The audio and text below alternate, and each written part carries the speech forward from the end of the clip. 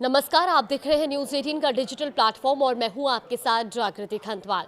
आज पश्चिम बंगाल की राजनीति में एक ऐतिहासिक दिन है क्योंकि भारतीय जनता पार्टी के वरिष्ठ नेता सुवेंदु अधिकारी आज दोपहर 11 बजे यानी कि अब से कुछ ही देर में पश्चिम बंगाल के मुख्यमंत्री पद की शपथ लेने जा रहे हैं। इस शपथ ग्रहण समारोह को कोलकाता के ऐतिहासिक ब्रिगेड परेड ग्राउंड में आयोजित किया जा रहा है और ये समारोह सिर्फ एक राजनीतिक कार्यक्रम नहीं बल्कि बंगाल की राजनीति में बड़े बदलाव के प्रतीक के तौर पर देखा जा रहा है। आज के इस वीडियो में हम आपको बताएंगे सुवेंदु अधिकारी के नाम पर मुहर कैसे लगी, शपथ समारोह की किस तरह की तैयारियां हैं और कौन कौन से बड़े नेता आज मौजूद रहेंगे और आखिर कैसे बीजेपी ने 34 साल के लंबे इंतजार के बाद बंगाल में सत्ता तक का सफर तय किया।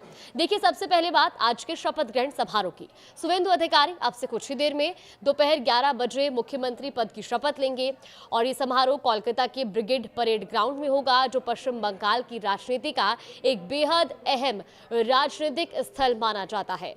इस समारोह में प्रधानमंत्री नरेंद्र मोदी, केंद्रीय गृह मंत्री अमित शाह समेत एनडीए के कई बड़े नेताओं के शामिल होने की जानकारी है और ये सिर्फ एक कार्यक्रम के तौर पर नहीं देखा जा रहा है। ये कोई राज्य स्तरीय कार्यक्रम नहीं रहेगा बल्कि राष्ट्रीय राजनीति के लिहाज से भी बेहद महत्वपूर्ण बताया जा रहा है।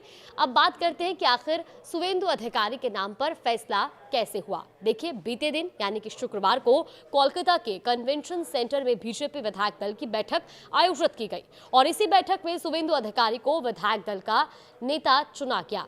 बैठक खत्म होने के बाद केंद्रीय गृह मंत्री अमित शाह ने औपचारिक रूप से उनके नाम का ऐलान किया और इसके तुरंत बाद सुवेंदु अधिकारी लोक भवन पहुंचे, जहां उन्होंने राज्यपाल से मुलाकात की और सरकार बनाने का दावा पेश किया।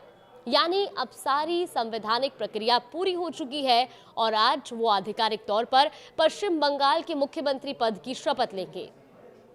अब जरा शपथ ग्रहण समारोह की तैयारियों पर भी नजर डालते हैं। ब्रिगेड परेड ग्राउंड को बड़े स्तर पर सजाया गया है। कार्यक्रम स्थल पर वाटरप्रूफ टेंट लगाए जा रहे हैं ताकि मौसम का असर समारोह पर ना पड़े और इसके अलावा बंगाल की सांस्कृतिक पहचान को भी खास तौर पर दिखाने की तैयारी की गई है, क्योंकि मैदान में झालमुड़ी और रसगुल्ले के स्टॉल भी लगाए जा रहे हैं, जबकि पूरे पंडाल को बंगाल के थीम पर सजाया जाएगा। आयोजकों के मुताबिक कार्यक्रम में करीब 1 लाख लोगों के पहुंचने की संभावना है।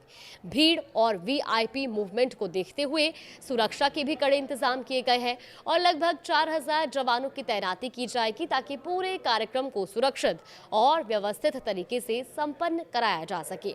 अब सबसे अहम सवाल, क्या ये सिर्फ सत्ता परिवर्तन है या बंगाल की राजनीति में एक बड़े राजनीतिक बदलाव का संकेत? इसे समझने के लिए बीजेपी के बंगाल सफर पर नजर डालने की जरूरी है। देखिए, भारतीय जनता पार्टी ने अपने गठन के बाद 1982 में पहली बार पश्चिम बंगाल विधानसभा चुनाव लड़ा था, लेकिन पार्टी को राज्य में अपना खाता खोलने में पूरे 34 साल लग गए। 2016 के विधानसभा चुनाव में बीजेपी ने पहली बार बंगाल में 3 सीटें जीती थी और उस समय पार्टी का वोट शेयर 10.3% था। इसके बाद 2021 के चुनाव में बीजेपी ने बड़ा उछाल दर्ज किया और 38.4% वोट शेयर के साथ 77 सीटें हासिल की और अब 2026 के चुनाव में पार्टी ने बड़ा राजनीतिक इतिहास रच दिया और 45.84% वोट शेयर के साथ 207 सीटें जीतकर पूर्ण बहुमत हासिल किया है। यानी 2016 में सिर्फ 3 सीटों से शुरुआत करने वाली भारतीय जनता पार्टी अब पश्चिम बंगाल में अपनी पहली सरकार बनाने जा रही है और सुवेंदु अधिकारी राज्य के पहले बीजेपी मुख्यमंत्री बनने जा रहे हैं। राजनीतिक जानकारों के मुताबिक ये न सिर्फ बीजेपी के लिए बड़ी जीत है बल्कि बंगाल की राजनीति में लंबे समय से चले आ रहे समीकरणों में भी बड़े बदलाव का संकेत माना जा रहा है। फिलहाल सबकी नजरें आज के शपथ ग्रहण समारोह पर है, जहां से पश्चिम बंगाल की नई सरकार आधिकारिक तौर पर अपना कार्यभार संभालेगी और फिलहाल इस बड़ी खबर पर हमारी भी नजर बनी हुई है। आगे भी हर अपडेट आप तक पहुंचाएंगे।